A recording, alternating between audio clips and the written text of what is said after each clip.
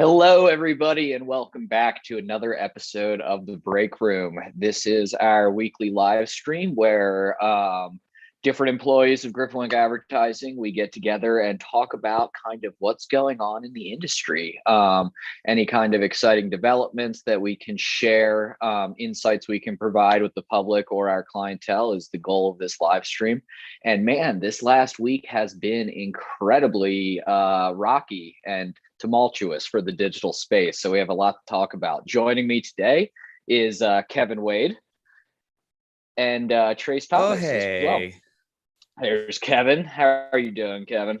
I'm doing good. Yeah, this week was a mess, but basically whenever stuff like what happened this week happens, like I have very little like actual insight into like not as much as y'all have, being kind of more in that space of kind of placing digital marketing and understanding the way these things run. So I mean my go-to is either Satan or Skynet.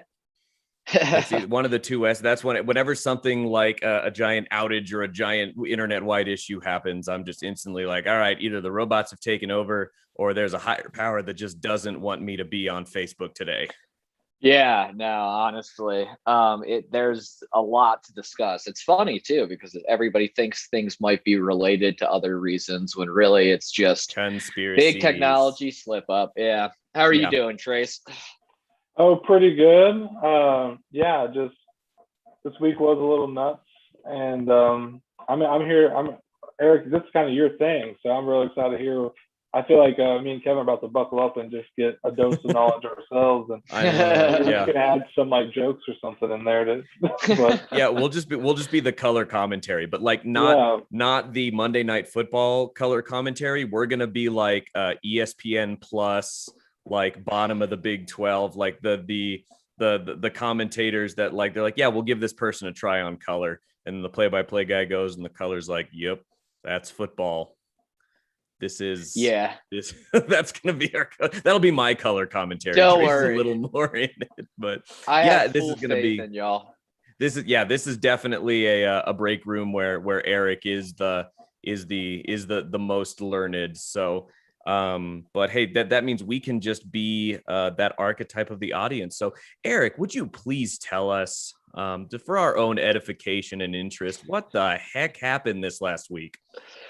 So there's two major storylines that we wanted to kind of touch on today. One is how last week there was a huge batch bulk expiration of SSL certificates from Let's Encrypt.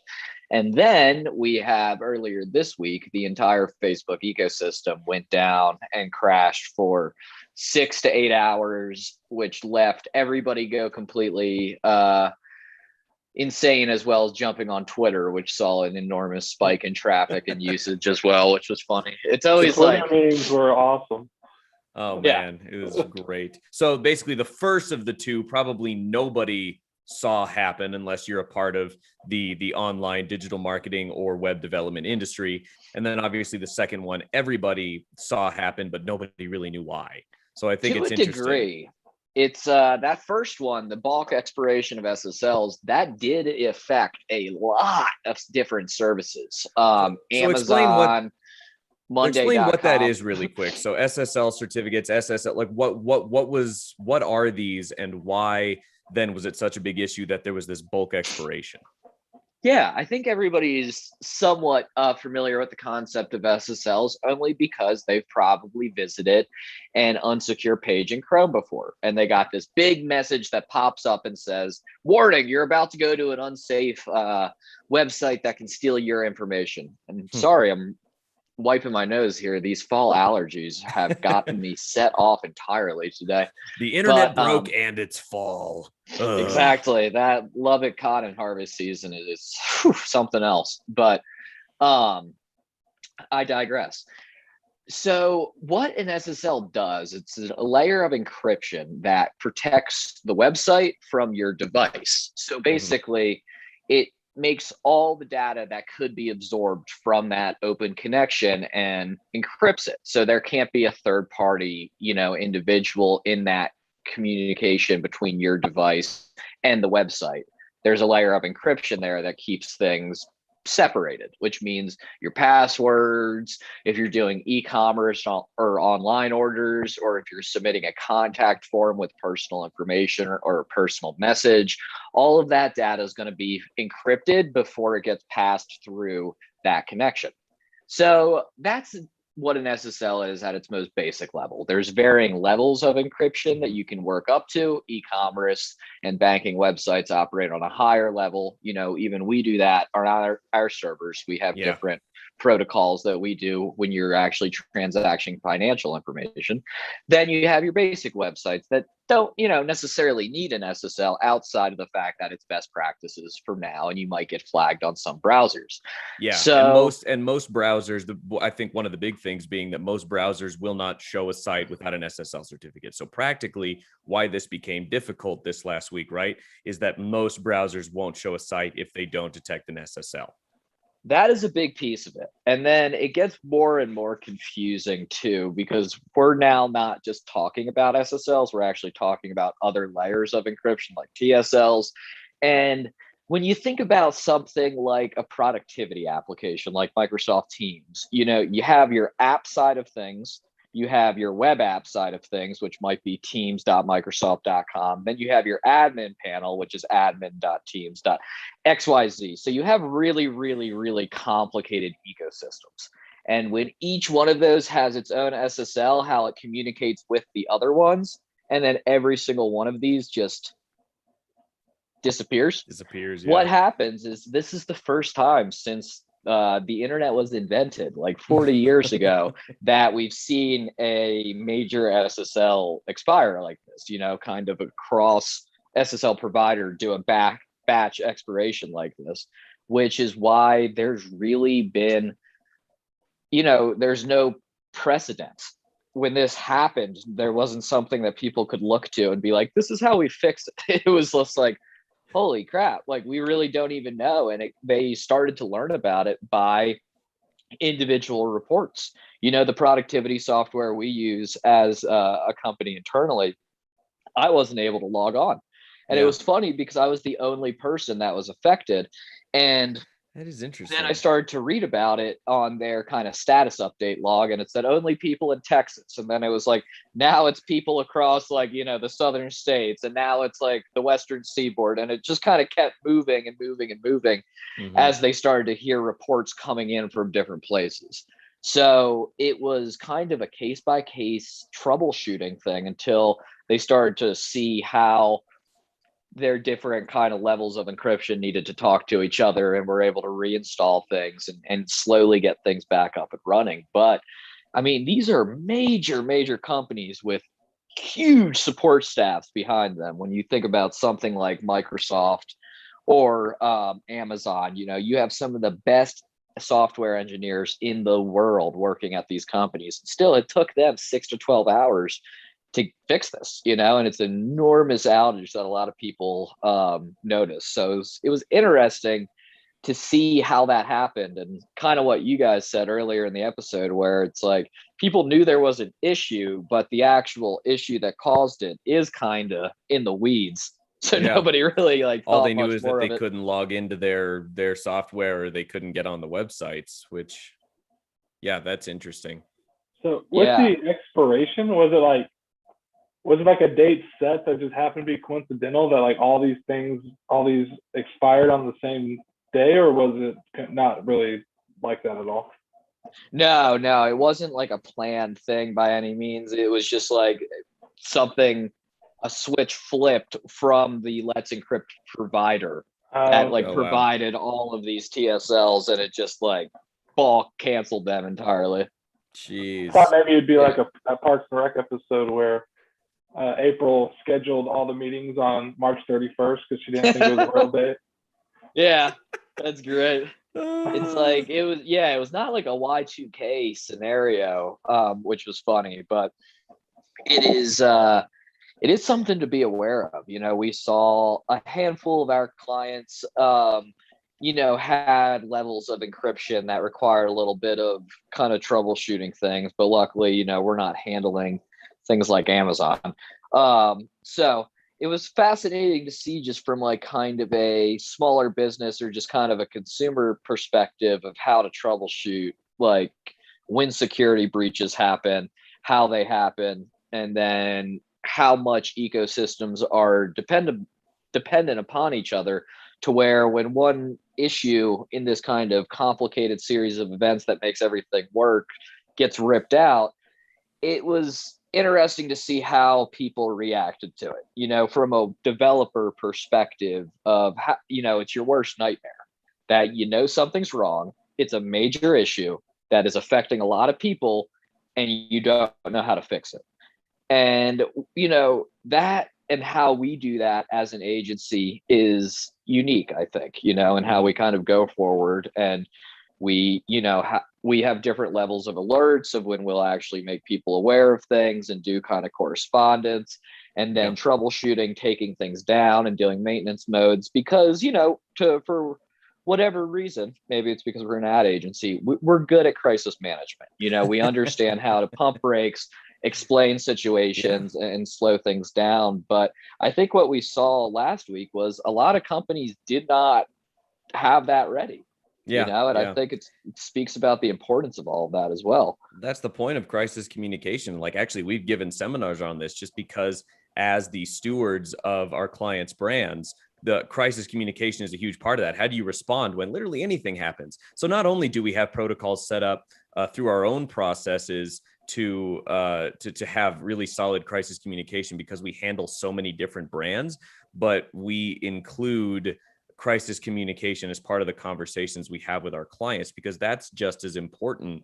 Writing up a crisis communication plan is just important as writing up a brand book or writing up, a brief. It's something you have to be able to instantly reference, that just makes situations like this so much less foreign and mysterious. Because then it's, even though we don't know exactly what happened, we have steps that we know we can take. It's about knowing that there's things that you can do, even if those things are just systematically shut everything down and make people aware until we know what's going on. That's still something you can be proactive about. It's when you're hit with something like this and you feel completely powerless because you perceive that there's no action you can take. That's when people start freaking out. Yeah, no, you hit the nail on the head, because that is what was happening with me when I couldn't log into the software we use. And I immediately went to kind of our messaging platform and said, like, hey, is anybody else having issues? And everybody's like, nope, everything's fine. Like, it's on you. And I was like, it's all Eric's fault. What? It's always all Eric's fault. I was like, how? One of your corgis get out of work for the day. Yeah. Yeah, right. Well, of course, it was one of those days where I like really needed to get on there too, and like had specific things I needed to execute from there. And it was just like, geez Louise. So my level of anxiety went up, and then I'm looking at the status update and there was no communication at all from that company. We all have accounts with emails on them that they could have sent something out explaining it, but it never happened. Nope. Not one thing. We didn't hear that it even happened from them. So it just goes to show that, like, like you said, we have procedures in place. There is troubleshooting procedures in place too. If a website's broken, I know what to do. I know to turn on maintenance mode and then disconnect all the plugins and then slowly add them back on until you see what's causing the error. And even if it's in something like maintenance mode or a down mode, usually we have pre-prepped a branded piece of information that goes up while the site is in maintenance mode, that carries the brand of the business, that has the logo, a familiar brand, so people know that it's not just down because it's down. We know that it's down, that this brand that you're interacting with is very much aware, and we took action previously to prepare for this so that you as the consumer, you as the visitor, do not find it to be a jarring experience. You may not be able to get to where you want to on the site, but you don't feel like it's random or unaccounted for. Yes, because frustration across the digital space amplifies very, very, very quickly. Yeah. We're an instant gratification type of society now. It's like we want what we want when we want it. And as soon as you can't get it, whether it's your Amazon order or Yeah. it's for you to log in to be able to go to work that day digitally, um, it's like when that doesn't happen, you get angry quickly. It's Yeah. very quick how the frustration hits, especially when you ask everybody else, like, oh, are you having these issues? And they're like, no. So it's important to, get out in front of it.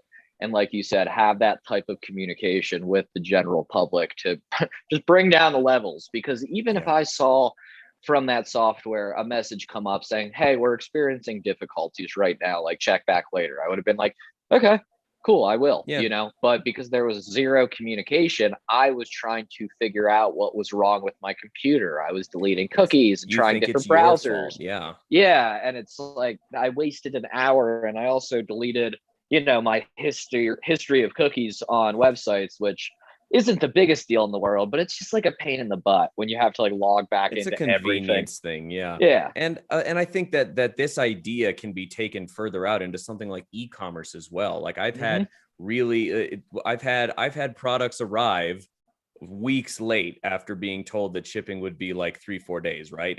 But you have two Yeah. different experiences there. You have the one where your tracking number still says that it's out for delivery, and it says it's out for delivery for 2 straight weeks, and you hear nothing. And then you have the experience where even if it takes the same amount of time, like the day after that furthest out possible estimated shipping time, the company emails you and says, hey, we're experiencing these difficulties. We Yeah. may expect this to be shipped at this time. Here's what we're going through. And I am much more likely to not kind of have my digital temper rise if somebody just explains that, right? Like something as simple as, yes, we know that this didn't get shipped out to you. Either here's why and it'll be there soon, or like just some sort of acknowledgement. And that's so hard because we talk about digital accountability a lot, like keyboard courage, digital accountability. People just don't sometimes feel that they need to act like decent human beings, Yeah. or broadly like companies, website, like there may not be the thought in a company's head that they need to have the same level of customer service online as they do in person. And that's another element of this, and that's a huge element of crisis communication, is you need to be the same person you are online as you are in person, because that's how you build that brand, to show people that you're there for them and not just to make a buck. Yeah, it was very funny, we're talking about branding and communication of brands when earlier this week when Facebook and their suite of services went down, there was you could see on Twitter all the different communication brands.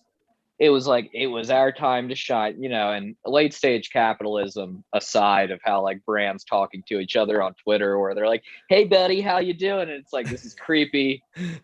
Stop doing that. But regardless of that, it was funny to see how even when a service that they weren't relying on went down, other brands in that marketplace took the opportunity to say, hey, this is what's going on, and yes, regardless of how you feel about how brands communicate in 2021, it was interesting to see communication teams say, hey, let's acknowledge this outage, Yeah. let's acknowledge what's going on with Facebook and Instagram when a bunch of SSLs expired not 3 days before and nobody felt the need to say anything. So Yeah. fascinating. This was something that kind of affected more of the front end, right? The ability to communicate. Wonder if Wendy's said anything. Did anyone look at Wendy's Twitter? Are they still firing off? I'm sure. Oh man. But I mean, The issue is like every brand Twitter is trying to be like Wendy's Twitter. Yeah. And that's why it's just gotten like, oof, this is weird. It's like, look, we can pretend like our faceless corporate entity is a person too, and we can be kind of rude but kind of funny. Look at us. And I feel like it became relevant again because I feel like Twitter, and we talk about this all the time, Twitter's kind of the redheaded stepchild that's just holding on for dear life, like living from an advertising perspective. From an advertising standpoint, living off of memes and short one-liner quips, and all of a sudden, boom, it became the most relevant platform on the planet for 8 hours again. and you saw all of that same sort of brand messaging tactics. It all just rose up all at once. It's funny to read back through all of the Twitter rants and the Twitter feeds, and it's just wonderful, pointless entertainment that just makes my morning so happy the last few days. My favorite Honestly. meme was someone shared a photo of like the Tom from MySpace, like that photo he always had. It's like he's been waiting, like in the waiting for this like 8 years or whatever. Like it's probably his time to come back. I thought that was pretty great. Oh, good. So it's actually funny thinking about like what happened at Facebook and Instagram because, where we were talking about the SSLs, which is it was a really complicated ecosystem of different pieces working together. And the SSLs were one of those pieces that was removed. And anybody that was using those Let's Encrypt SSLs, that broke everything. Now, Facebook encountered the exact opposite issue, which is Facebook operates very much like Apple is trying to operate in people's lives, where I am on my MacBook with my iPhone next to me with my Apple AirPods in my ears recording this. They want you to only use Apple. And Facebook only used Facebook, but they didn't just use Facebook for communication. They used the Facebook servers for everything. So their entire company was built off of this Facebook ecosystem. So when somebody was doing basically, what amounted to a software update on the servers, they accidentally typed a few stray characters of code and sent messages to shut down the Facebook servers, or a good portion of them. And what happened was they didn't have anything that they could do because their troubleshooting platforms were incorporated into this system that they had just shut down. And this shut down everything from like front door with entry keys to obviously the ability to log in and look at Instagram. It was fascinating, and it was truly a situation where, very similarly to what happened last week with the SSLs, was nobody had ever been faced with it before. You're just kind of like, wait, what do we do? It's like you don't know. Oh, yeah, especially when Facebook goes, wait a minute, we shut down our own system, and inside that system we shut down were all of the systems to help us troubleshoot the shutdown of this system. Oh, no. Basically. I mean, obviously, and this is a real life example, it didn't work out, but do you think streamlining it all into one thing was a good idea to begin with? I mean, obviously it messed up, but to me, I see why they did it that way. Yeah. Yeah. Well, it's so unprecedented. I mean, this is probably a hole that they never thought that would even be possible to fall into. And I'm sure they have now basically siloed some offsite parameters to like fix stuff like this if it goes forward now, or they're working on it. But this is just one of those things. But it seems more than just live and learn, right? Like it is kind of a live and learn sort of situation, but it seems a lot bigger than that when all of a sudden the platforms that the most of the world uses to pretend like they're social goes away. No, and that is a good point of, what are the pros and cons of it? And it's something that in web development we think about always, which is, just from the standpoint of integrations, sometimes we are setting up some kind of software and we're hoping that there's already an integration built with WordPress so we can make it easy. Even if there's not, we can usually set up an integration through like a third-party API provider like Zapier. Yeah. So we can create it. But everybody who does software, outside of some rare specific cases, but for the most part, everybody knows that you'd rather not use a Zap. You'd rather use a direct integration because you're taking a middleman out of the situation that doesn't need to be there and having two things communicate one. And one channel of communication is better than having two channels. Mm-hmm. So for most cases, that's what I would say is I understand why Facebook did it. But when you look at something like servers, how we handle our servers, and specifically, we have both physical and cloud servers. And the cloud ones have different layers of actual ability to interact with them. You know, the servers might be provided by Amazon somewhere. And if Amazon goes down, then I can still use, you know, the platform that we have to get into those servers, even when Amazon's directly down and the servers aren't loading, and vice versa. If our platform goes down, but the servers are still active, I can still use, you know, file transfer protocol to log in, or use SSH shell to log in and see the actual data that's on the servers that's just not visually displayed.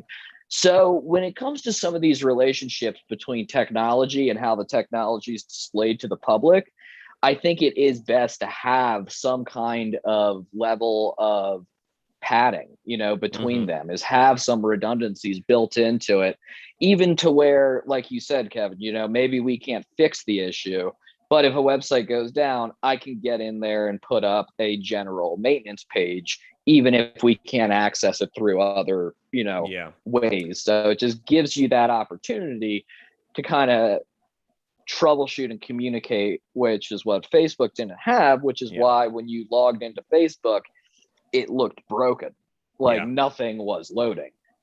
So maybe the ideal middle ground then between keeping everything in-house so that you have ultimate control over it, and segmenting it out to a bunch of different, you know, third-party applications to make sure that you have flexibility over it. You talked about the pros and cons of both. So a good middle ground, it might be what you were saying, where you keep it as integrated as possible, but you make sure that there are processes elsewhere that don't necessarily create middlemen in the moment, but allow for a takeover of some, or at least access to some different things at each step along the way, should the need occur.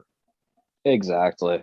Is building in those backdoors, you know, for, I would say, anywhere that you have something that is public facing is number one. Like, you need to have the ability to always get around a potential issue to your forward facing user experience, always, because having that ability gives you the chance to, what we were talking about earlier, is implement that good crisis communication strategy that lowers temperatures, it lowers frustration, and it sets a clear expectation to the public of, you know, when they can expect something to happen or change when the situation is kind of playing out in real time.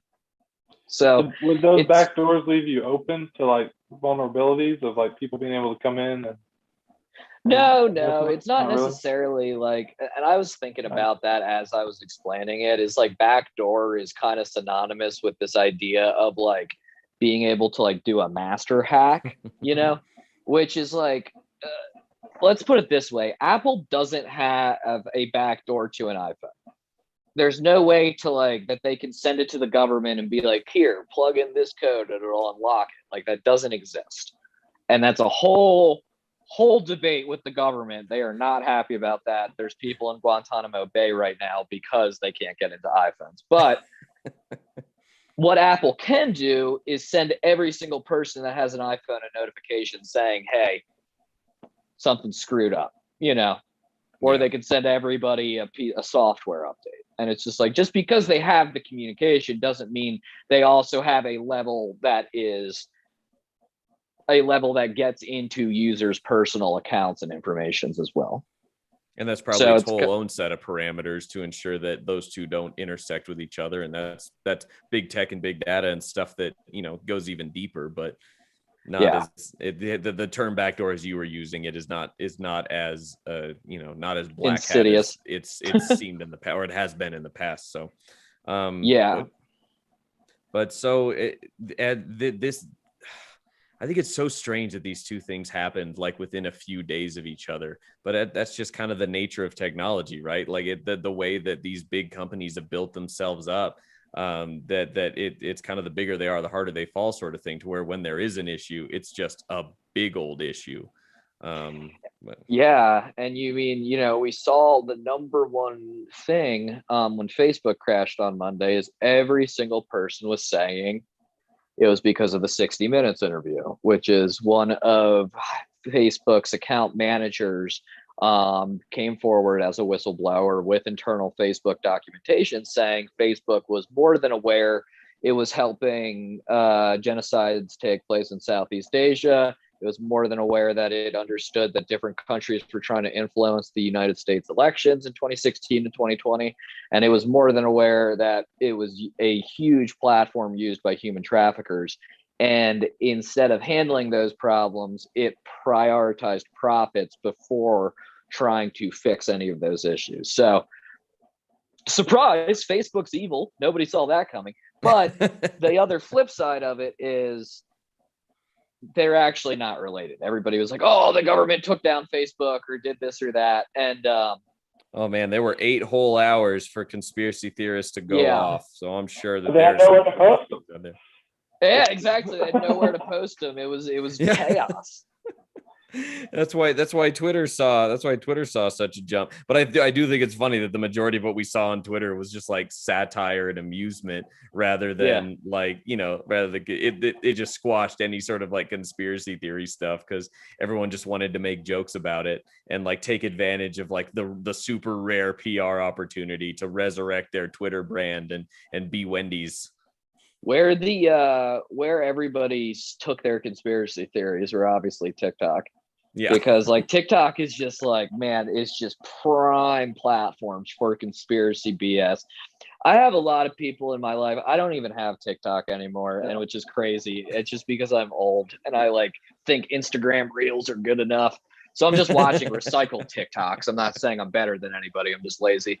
One less platform. Like you're efficient. Yeah, exactly. Sure, that's what we'll call it, efficiency. But it's like TikToks are so funny because the people in my life who are like really hype on TikTok just come at me with the craziest conspiracy theories about stuff. And I'm like, where do you get off even thinking about this? You know, people are like, my most controversial belief is JFK didn't get shot. His head just did that. And I'm like, what? But welcome to TikTok. Yeah, jokes aside, it's like I think the quick clip snippets of kind of being like, and this connects to that, and connects to this, and connects to that. It's the Oliver Stone kind of filmmaking thing of jumping from this to that to this, and it's like they're not actually related, but quick cuts make you feel like they are for some reason. Yeah, for sure. Editing continuity. A picture of a room and say this room was located here doesn't mean any of that information is actually true. Yeah, exactly. Yeah. Exactly. But it's like Twitter. So Twitter stops at the rant phase, right? Like you can rant on Twitter, but it's just a Twitter rant. Whereas TikTok includes editing and continuity and video and photo and the ability to put all of that stuff together in a very Twitter-esque form factor. It's a lot. It's a lot more. Yeah, a lot of production. It's how intense do you want to be? There's some pretty crazy TikTokers doing like the crazy like Watchtower of Turkey style editing continuity on their iPhones. Oh, like, yeah. It's nuts. Like no, it's unbelievable what people are capable of. And it's like, man, like you care so much about 5G technology that you spend 8.5 hours editing this TikTok that like 17 people, including myself, are gonna watch fully. And you exclusively follow TikTokers with less than 100 followers. I do, honestly. Like that's what I like about Instagram Reels more than TikTok is like you get real deep into Reels. I'm talking like depression scrolling hours. You know, when it's like 3 a.m. and you've been on Reels for an hour and a half, and then you start hitting the people that it's like 1 like and like 2 comments, and it's just like total weird chaos. You know, it's like somebody chasing a turkey around their yard in Appalachia, and I'm like, damn, like I am in the forgotten realms of this app right now, you know. And that's what's fun. Instagram, and I have no idea. Like, I've never looked at Reels in my life. Like I have no idea really what you're talking about right now. Yeah, it's like really TikTok Lite. Missing out. Oh my gosh. Yeah, it's like TikTok Lite. And I mean, Instagram's also trying to make like a Clubhouse Lite, where they're trying to get their audio first rooms up and running here soon. So it's just, you know, it's Instagram trying to kind of take over all of the different, media mixes and form factors. And, because they know that there'll be someone sitting in their bed at 3 a.m. going all the way down to the person trying to chase a turkey, and they're going to get views, and they're going to, But it's like it goes from like Turkey to like anti-vax science like real quick real too. And that's fast. when you're like, whoa, like, okay, I'm gonna set this down for at least a day here. But it is interesting, what you were just talking about, where obviously Facebook and Instagram have this desire to kind of either buy up their competition, or if their competition doesn't allow them to buy it, ripping that tech directly. And what we're seeing, especially with that, the new Senate congressional testimony surrounding Facebook and their inability to govern themselves and actually have the best intention for humankind at the core of their hearts, they're probably going to get broken up. I mean, I don't necessarily think they need to. I think they need to get Zuckerberg the F out of there. Like, I think it'd be such an easy and obvious answer to their solutions if he would just step down like Bezos is doing. You know what heat was taken off Amazon once Bezos was just like, yeah, you're right, I'm just going to go to space now. It was like it really died off. And like Zuckerberg can't help himself being like, the lizard in the skin suit that he is, of just showing up at every possible point to talk and seem less and less human and not reassure anybody about the inner workings of Facebook. So like, I think they're going to end up getting broken up, and we're going to see a sell-off of Instagram from Facebook, which would be fascinating. We need to start a TikTok for the break room that's just like these little hot takes in like 15-second chunks. Like if you just want to get to like that 45-minute mark where we're just going straight at Facebook and like what we think is going to happen, this is the TikTok for that. This is where you'll see those. As we are currently live streaming on Facebook. The meta irony of these discussions goes so much deeper than anybody ever gives us credit for, and I just want to let that be known. But yeah, right. After the 35-minute mark, it's like the break room hot takes begin. I love it. I feel like I just want to get to this point. This will be my last meme I referenced, but my other favorite one was the end of someone posted like the end of Social Network where Zuckerberg's just refreshing that page. Seems that girl accepted her friend request, and they're like everyone's uncle right now. Just like refreshing Facebook over and over until it works. I was like, dude, that's so freaking funny. Yeah, it is. I mean, that's been my favorite meme. It's like the copy pasta of being like, I'm so mad that like Mark Zuckerberg wanted to rank girls based off their attractiveness in like 1990s. And now like my uncle can't stop taking horse dewormer because he doesn't believe in science anymore. Just like, like the actual trajectory of how dystopian Facebook got. Obviously, in the last handful of years, it's gotten considerably worse. But there was a lot of good discourse going around on Monday which was like, maybe we should the fact that we did get rid of Facebook and Instagram, and everybody was fine. Everybody ended up just going to TikTok or other platforms or just texting each other and talking normally. It started that larger discussion of saying like, golly, do we need all of this? Or it's like, what would it be like if Facebook did get broken up or it changed dramatically in terms of what's actually on there? I thought it was a fascinating conversation to kind of follow because I'm reaching a point in my life where I used to always say, I'd love to take a break from social media, but I can't because of my job. Mm-hmm. I really, and I would say that a lot when I was working more in the electronic music industry side of things, where I needed to be on social media. Now, I'm fortunate enough to have a position in the company that doesn't directly relate to social media. And, I find myself still not taking a break from it because I'm thoroughly and intensely addicted to it. And it's fascinating to think about, like, okay, as these things start to get broken up and they stop being such superpowers, could that kind of start to fix the parasociology that, we're all encountering with our addiction to information and, digital media? And I kind of want to push back on your initial beginning with this, when you're saying that there was, we were all fine. And in the big scheme of things, no one died because of this, but I mean, there's some people who their main main source of communicating with the world is through either Facebook or Instagram, or their business's main way source of income to a certain is extent. through those. You know, we run a lot of Facebook ads, and you know, maybe one of our clients, I mean, they might have missed a potential sale because they were, you know, during that 8 hours or a potential thing. And so, yeah, it's not like life ending, you know, but I wouldn't say that it was consequence free even on that end, because whether it's someone like, I have an aunt who she can't leave her house because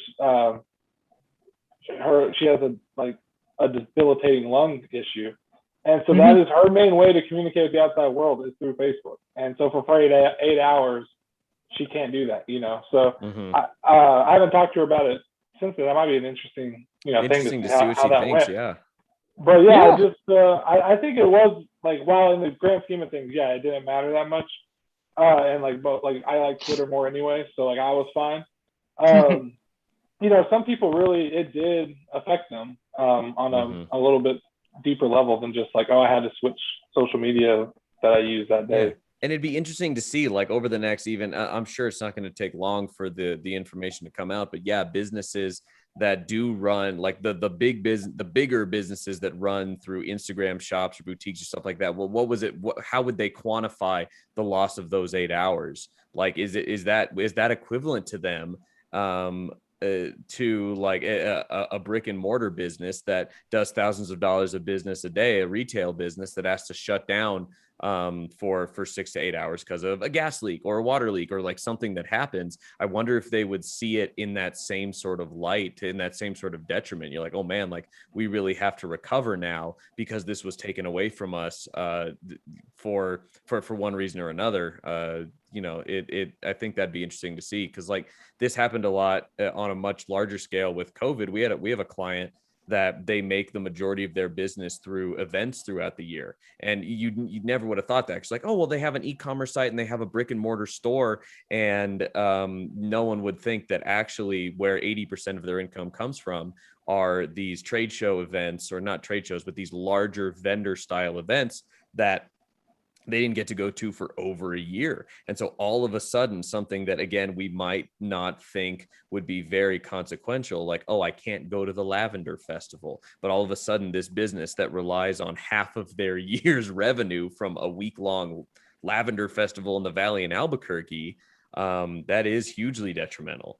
And so I know on a smaller scale, we're talking about 8 hours, not 8 months.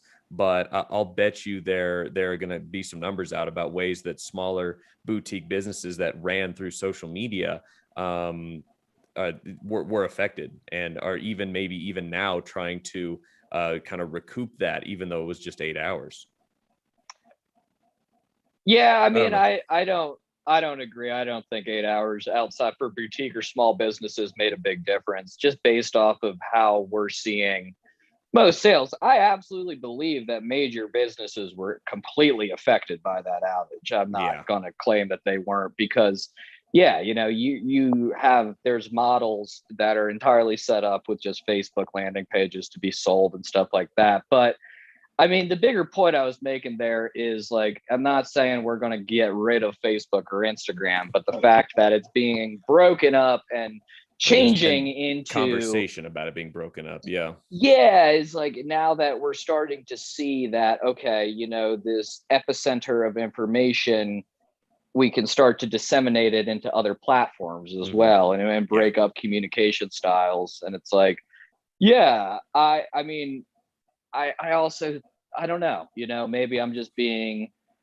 unreasonably stalwart with it, but I think, like, okay, if Facebook's down, like, you can Google things, you know, you can text somebody. Like, it's not, I get that people do have their entire day set up through Facebook, but I mean, it's not, we need it, Eric. Yeah, I mean, it's not like, so bad. It's not that much of a huge like thing to go to CNN.com and pull out your phone to text, but news. It is, Eric, like, I get my news filtered 7 times through a crazy person on Facebook. I don't go straight to that's the only thing. Liberal media.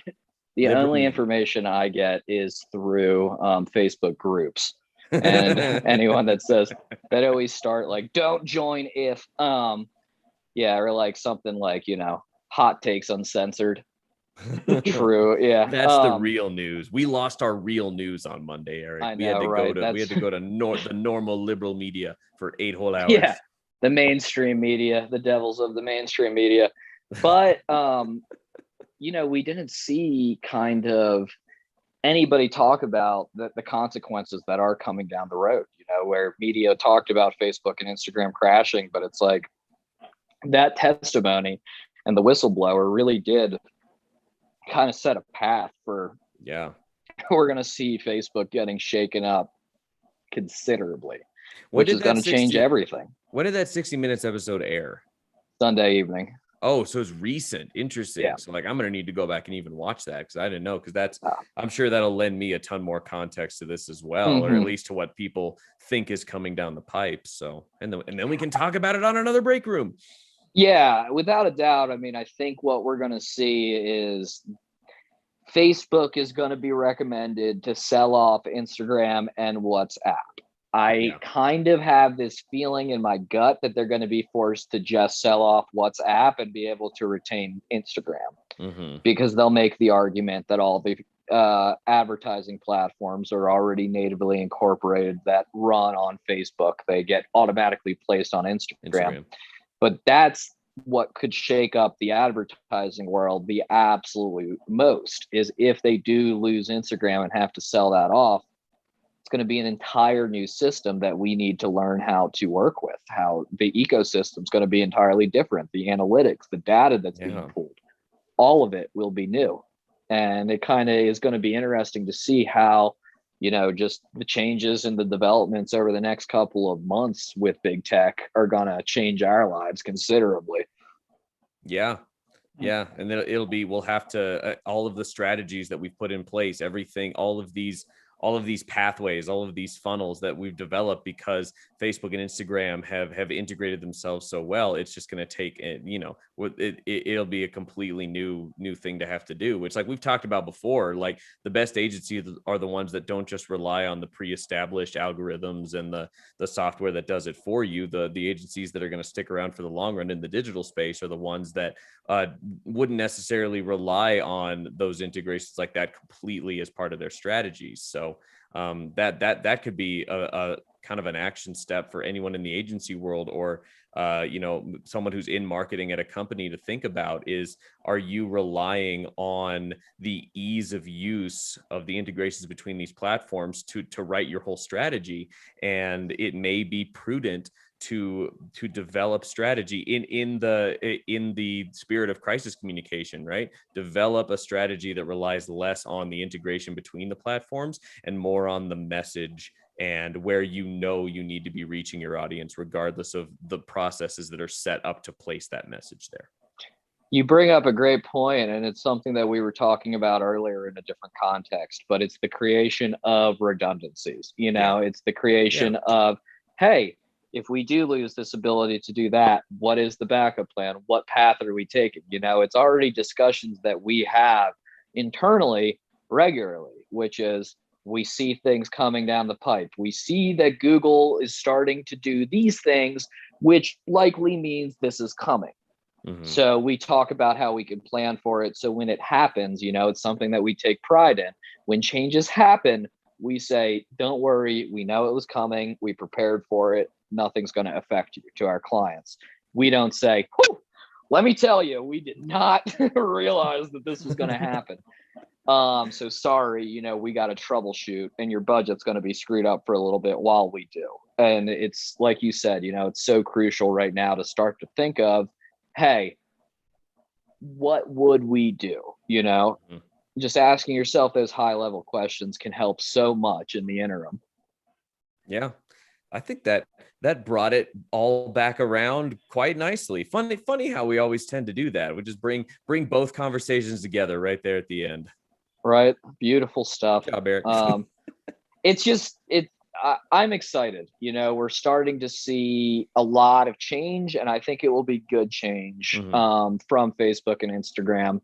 There's definitely no shortage of social issues that both of those cause, but humans are going to be humans regardless. So I'm happy to see that we're at least starting to be proactive about what companies can do and how much power they hold over influencing our lives.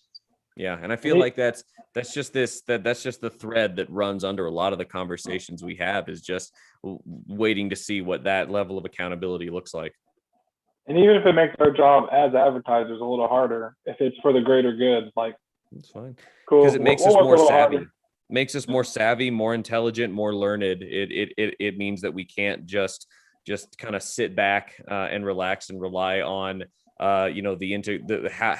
how larger companies and people with more resources have integrated it all for us. Like, we need to be active as the ones that are working with a lot of small and medium-sized businesses, the ones that really do need someone to help them understand how this all works and how this is going to all look into the future. Companies that don't have large marketing teams and research teams, that's kind of up to us to make sure that we're not being lazy and that we're not just stuck allowing ourselves to fall into that pre-programmed mindset of advertising. Absolutely. Absolutely. Well, y'all got anything else?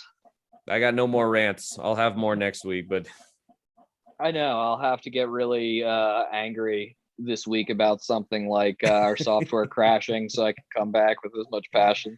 I like it.